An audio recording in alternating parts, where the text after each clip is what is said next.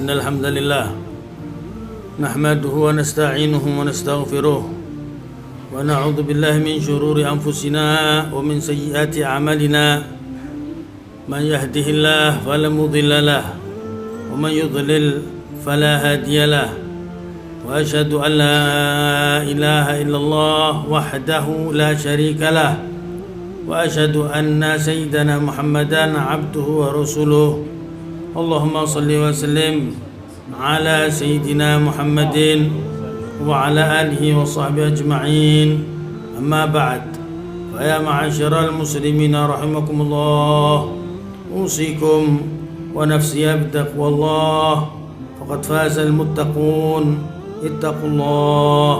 اتقوا الله حق تقاته ولا تموتن إلا وأنتم مسلمون.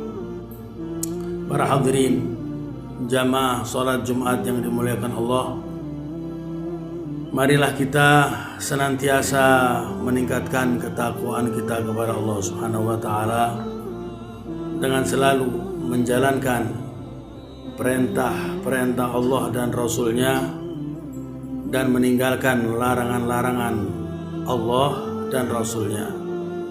Ma'asyiral muslimin rahimakumullah. Pernah sekali waktu Rasulullah SAW bertanya dengan para sahabatnya, beliau mengatakan, manil muflis, siapa orang yang rugi itu, siapa orang yang bangkrut itu. Kemudian sahabat menjawab, al muflisu fina man la dirhama lahu wala mata'. Ya Rasulullah, yang bangkrut itu, yang rugi itu, yaitu orang yang tidak ada duit dan tidak ada barang. Kalau itu kan namanya sistem dagang. Dagang itu kalau duitnya habis berarti sudah dibelikan barang, barangnya banyak. Kalau barangnya habis berarti uangnya ada. Tapi kalau uangnya habis, barangnya habis, yaitu orang bangkrut, kata para sahabat. Tetapi Rasulullah Shallallahu Alaihi Wasallam beliau menginginkan menjelaskan bukan bangkrut duniawiyah yang dimaksud. Artinya beliau menginginkan menjelaskan bahwasanya yang dimaksud Nabi Muhammad itu adalah kebangkrutan al-hakiki, kebangkrutan hakikatnya bangkrut yang sifatnya ukhrawiyah. Nabi mengatakan kepada para sahabat, al-muflisu min ummati, orang yang rugi daripada umatku, man ya'ti yaumal qiyamah bis salatin wasyamin wazakah. Kata Nabi, orang yang bangkrut daripada umatku itu orang nanti yang ketika di hadapan Allah mau dihisab yaumul qiyamah, dia datang dengan pahala sholat yang begitu banyak. Ini orang kaya raya, kaya dengan pahala. Pahala sholat yang dimaksud bukan sholat yang wajib. Kalau sholat yang wajib semua punya itu, tetapi sholat sunnahnya, sholat duhanya, sholat tahajudnya, sholat tasbihnya, sholat ba'diyah qobliyahnya, sholat tahiyat masjidnya, dan sholat tarawihnya dan lain sebagainya. Sholat sunnah luar biasa. Maka ini orang datang dengan pahala sholat yang begitu banyak, kaya raya dengan pahala sholat, kata Nabi. Wasyamin, nggak cukup itu, tetapi puasa sunnahnya pun banyak. Bukan puasa yang wajib, yaitu puasa Ramadan, tapi dia puasa yang sunnah, seperti Sid Syawal ini, kemudian puasa Yaum Arafah, puasa Yaum Ashura, kemudian puasa yang lain, Senin Kemisnya, Ayam Bidnya, luar biasa. Sehingga dia membawa banyak pahala puasa. Enggak cukup itu, kata Nabi, wazakah, yang dimaksud di sini bukan zakat yang wajib, tetapi yang sifatnya sunnah, yaitu sodakoh. Orang ini gemar bersodakoh, dikit-dikit menyantuni fuqara'ul masakin, aitam disantuni, banyak gemar bersodakoh, sehingga orang ini, kata Nabi Muhammad SAW, datang menghadap Allah dengan pahala yang begitu banyak. Pahala ibadah sholat sunnahnya, ibadah puasa sunnahnya, ibadah sodakohnya. Tetapi sayang, kata Nabi, wa ya'ti wa qad syatama hadza wa qadhafa hadza wa akal mal hadza wa safak dam hadza wa dharab hadza. Tapi sayang, kata Nabi, orang ini ketika menghadap Allah Subhanahu wa taala, dia banyak merugikan orang di masa hidup di dunianya. Kata Nabi, ini orang pernah syatam hadza, yaitu mencaci maki temannya.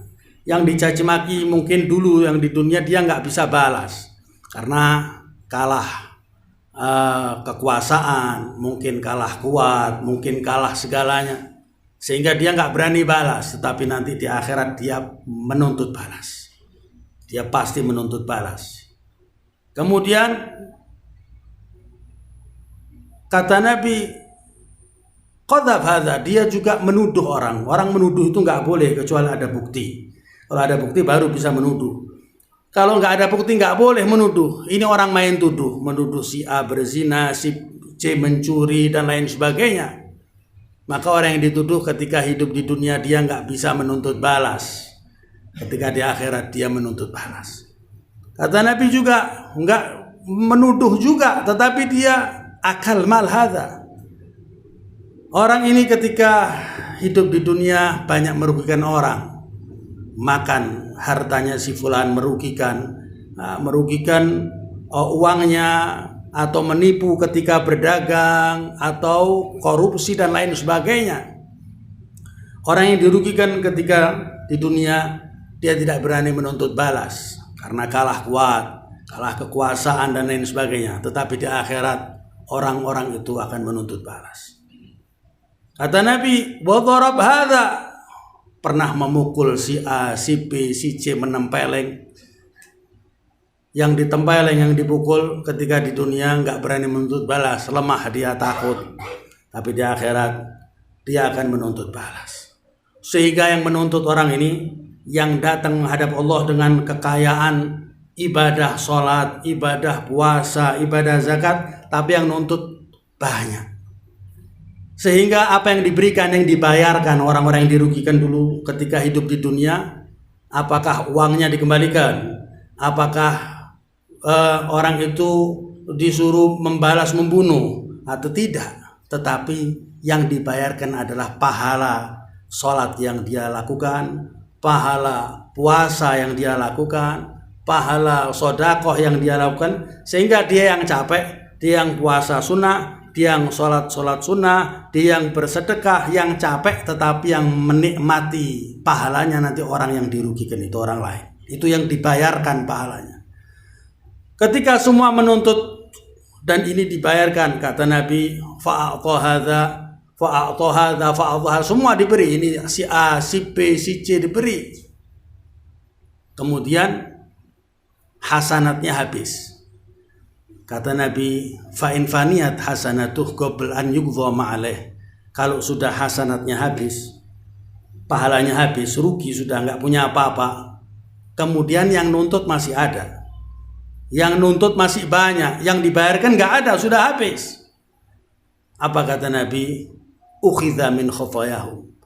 Jadi dosanya orang yang nuntut.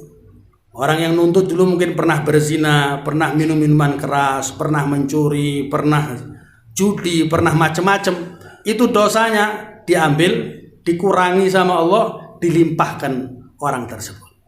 Karena yang dibayarkan nggak ada, jadi dosanya orang yang nuntut itu diambil sama Allah, dikurangi, dilimpahkan kepada. Jadi pelakunya dosa itu orang lain, yang merasakan azabnya, siksanya nanti orang tersebut. Kata Nabi, adakah kerugian yang lebih dari itu? Pahala yang dia kerjakan ketika ibadah yang dia kerjakan, pahala yang merasakan orang lain, dosa orang lain mengerjakan, siksanya dia yang merasakan.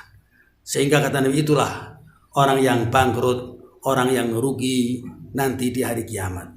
Sehingga mumpung masih kita diberi kehidupan oleh Allah, masih bisa bernafas, masih sehat, masih bisa sadar, nggak terlentang di rumah sakit, sudah nggak sadar apa-apa, mumpung kita masih keadaan kondisinya normal, kita minta maaf.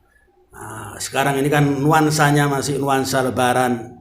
Nah, kita datang kepada orang-orang yang pernah kita zalimi, pernah kita rugikan, pernah kita sakiti.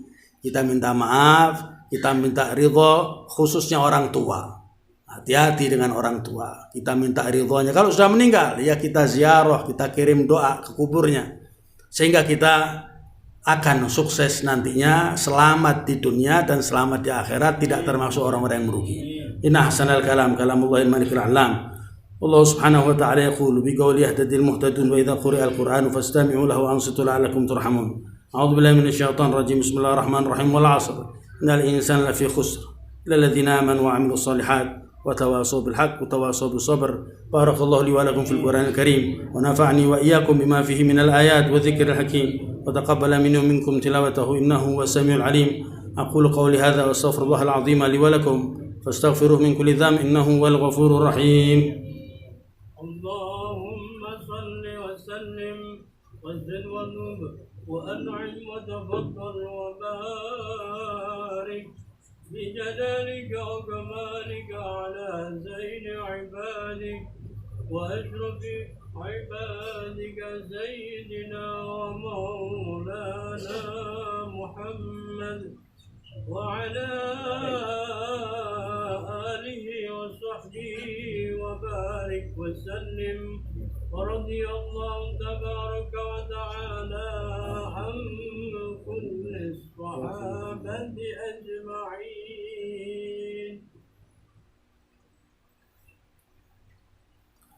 الحمد لله حمدا كما أمر وأشهد أن لا إله إلا الله وحده لا شريك له إرغاما لمن جحد به وكفر وأشهد أن سيدنا محمدا عبده ورسوله سيد الخلائق والبشر. اللهم صل وسلم على سيدنا محمد وعلى آل سيدنا محمد ما اتصلت عين بنظر وأذن بخبر. أما بعد، ويا معشر المسلمين رحمكم الله، أوصيكم ونفسي بتقوى الله.